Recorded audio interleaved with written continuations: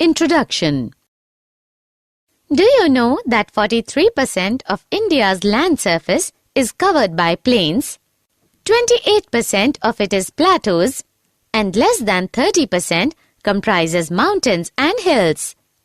Yes, you are right, and only 62% of our total land area is topographically usable. Lithosphere is the main life-supporting system, and top layer of earth is called soil. Soil is the main natural resource which is essential for survival and development. Soil covers more than 4/5 part of land. Objectives. At the end of this lesson, you'll be able to find out mineral riches in the soil, understand the types of soil, find out what is soil pollution, understand the biogeochemical cycles, study the water cycle, understand the nitrogen cycle, study carbon cycle, understand the greenhouse effect, study the oxygen cycle, understand the importance of ozone layer.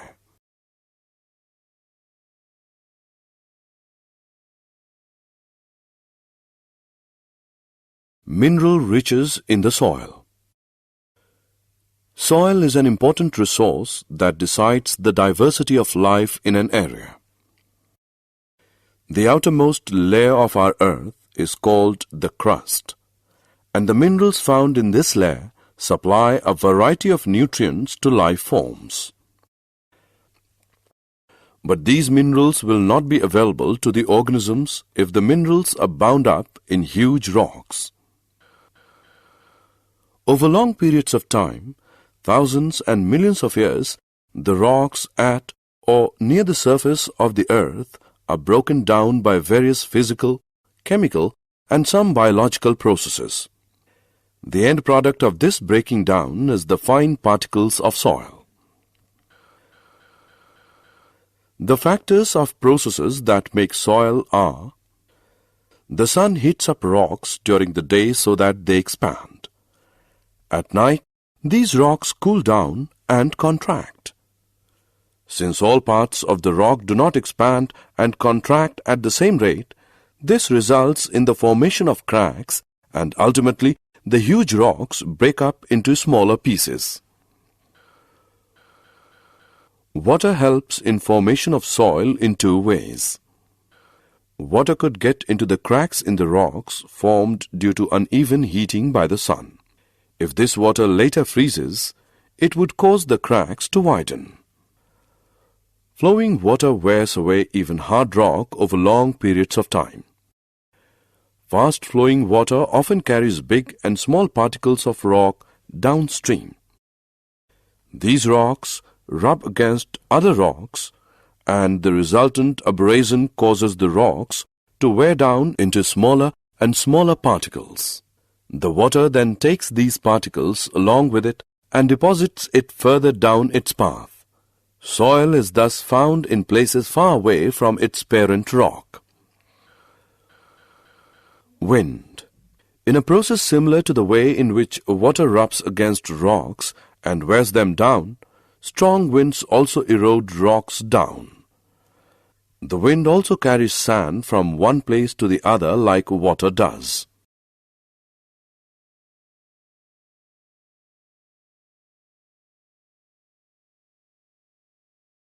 Types of soil and soil pollution. Soil is a mixture. It contains small particles of rock, bits of decayed living organisms, which is called humus.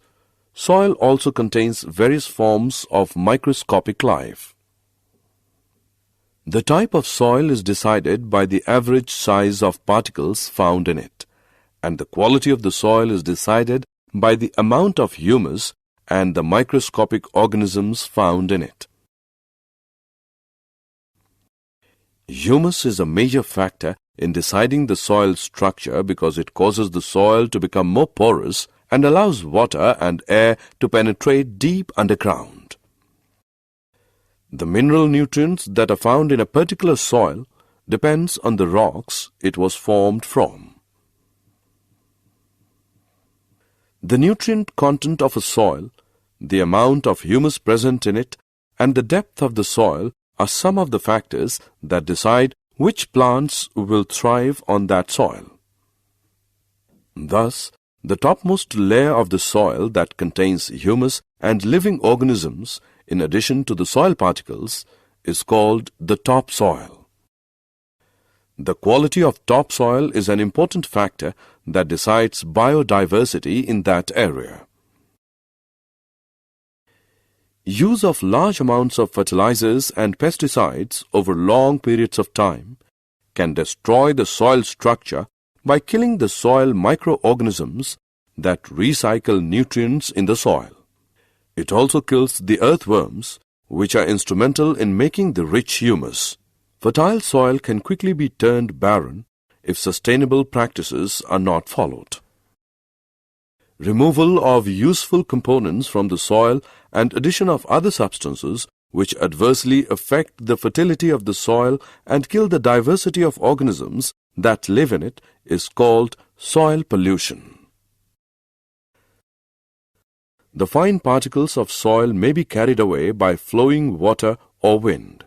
If all the soil gets washed away and the rocks underneath are exposed, we have lost a valuable resource because very little will grow on the rock. This process is known as soil erosion. The roots of plants have an important role in preventing soil erosion. Vegetative cover on the ground has a role to play in the percolation of water into the deeper layers too. Biogeochemical cycles. Biogeochemical cycles are the cyclic pathways through which chemical elements move from environment to organisms and back to the environment. Biogeochemical cycles are essential because the earth and its environment with reference to these elements are called closed system, and there is no inflow of such elements from outside the earth, and their amounts are limited. There are mainly two types of biogeochemical cycles: gaseous cycles, sedimentary cycles. The water cycle.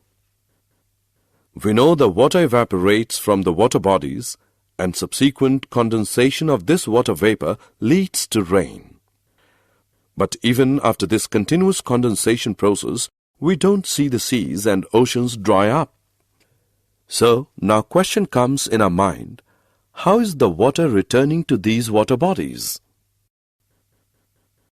The answer to above question is that the whole process in which water evaporates and falls on the land as rain and later flows back into the sea via rivers is known as the water cycle. All of the water that falls on the land does not immediately flow back into the sea. Some of it seeps into the soil and becomes part of the underground reservoir of fresh water. Some of this underground water finds its way to the surface through springs, or we bring it to the surface for our use through wells or tube wells. Water is also used by terrestrial animals and plants for various life processes. As you know, water is capable of dissolving a large number of substances.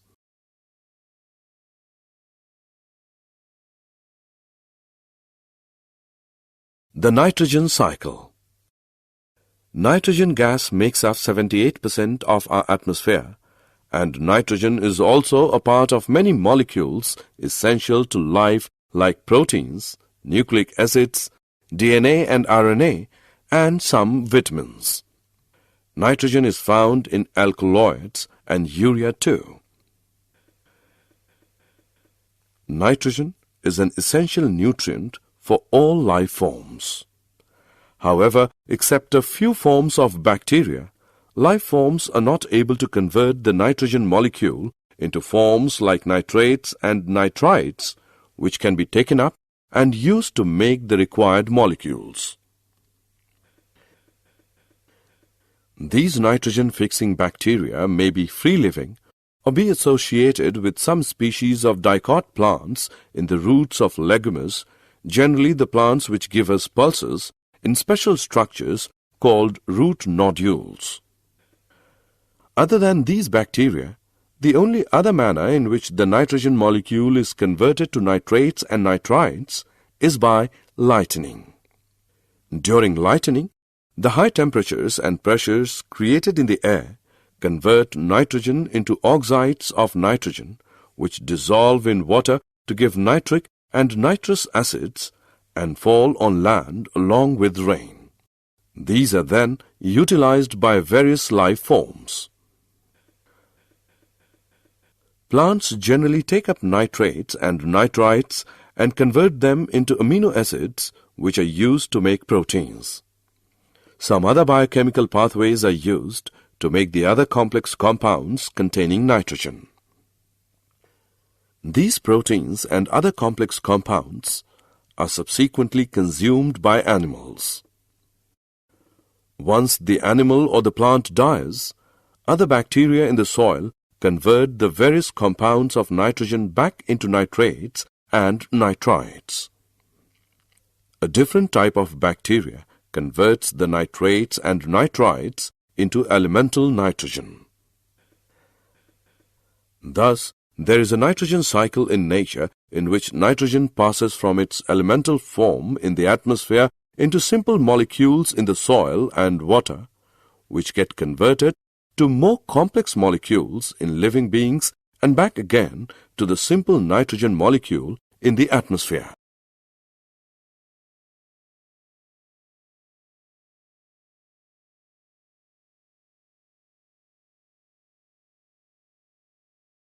The carbon cycle. Carbon is found in the elemental form as diamonds and graphite in the combined state. It is found as carbon dioxide in the atmosphere, as carbonate and hydrogen carbonate salts in various minerals, while all life forms are based on carbon-containing molecules like proteins, carbohydrates, fats, nucleic acids, and vitamins. The endoskeletons or exoskeletons of various animals are also formed from carbonate salts.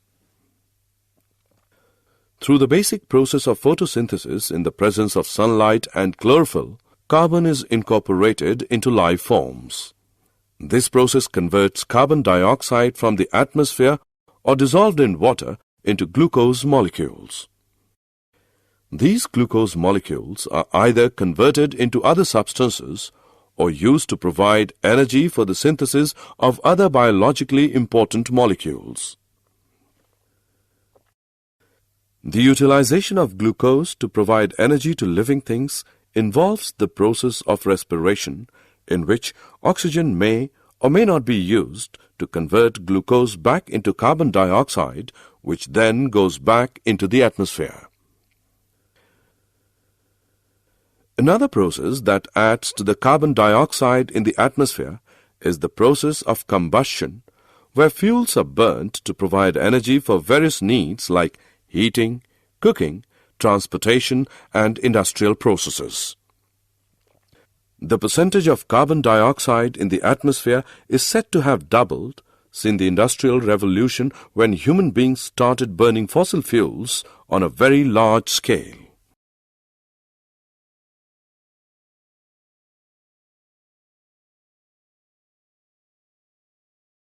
The greenhouse effect. The greenhouse effect is a process by which thermal radiation from a planetary surface is absorbed by atmospheric greenhouse gases and is re-radiated in all directions.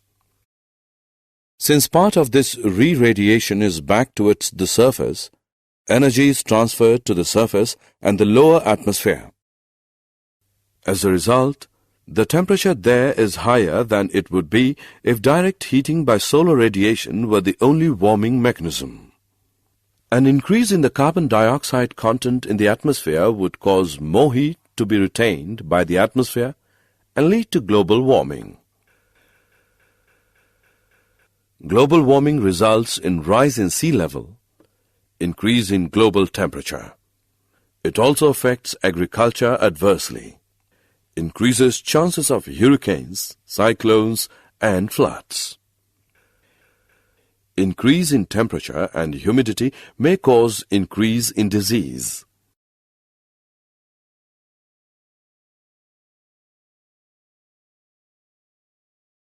The oxygen cycle. Oxygen is found in the elemental form in the atmosphere to the extent of 21%. In the air it is found also in the form of carbon dioxide. In the Earth's crust it is found as oxides of most metals and silicon, and also as carbonate, sulfate, nitrate, and other minerals. It is also an essential component of most biological molecules like carbohydrates, proteins, nucleic acids, and fats or lipids. Oxygen cycle maintains the levels of oxygen in the atmosphere. Oxygen from the atmosphere is used up in three processes, namely combustion, respiration, and in the formation of oxides of nitrogen. Oxygen is returned to the atmosphere in only one major process, that is photosynthesis.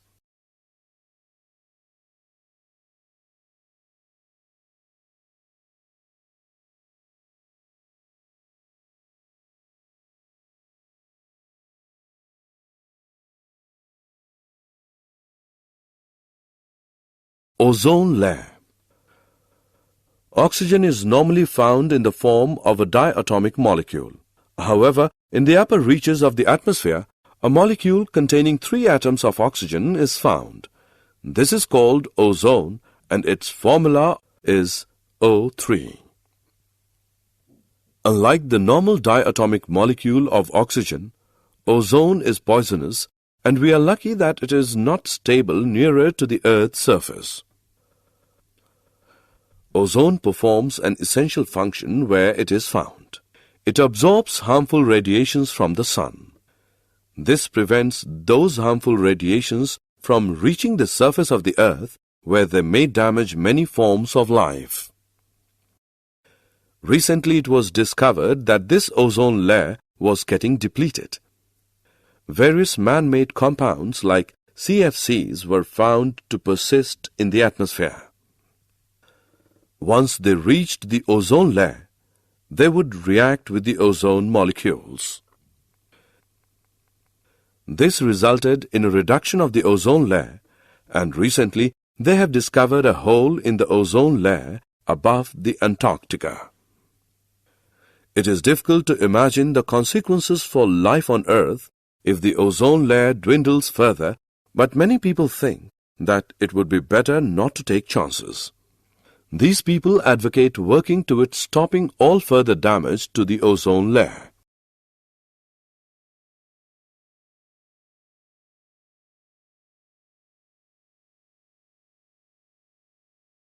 Did you know, each year for the past few decades during the Southern Hemisphere spring, chemical reactions involving chlorine and bromine cause ozone in the southern polar region to be destroyed rapidly and severely.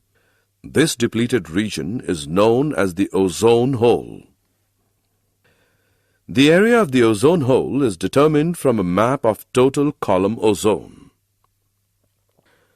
It is calculated from the area on the Earth that is enclosed by a line with a constant value of 220 Dobson units.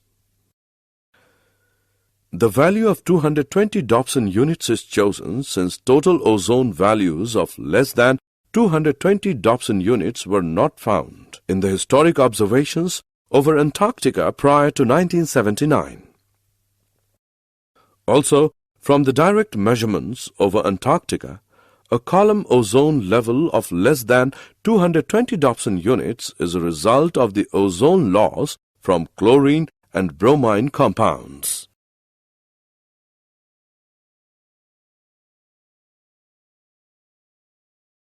Summary. Let us summarize what we have learned. Various nutrients are used again and again in a cyclic fashion. This leads to a certain balance between the various components of the biosphere. Pollution of air, water, and soil affect the quality of life and harm the biodiversity. We need to conserve our natural resources and use them in a sustainable manner.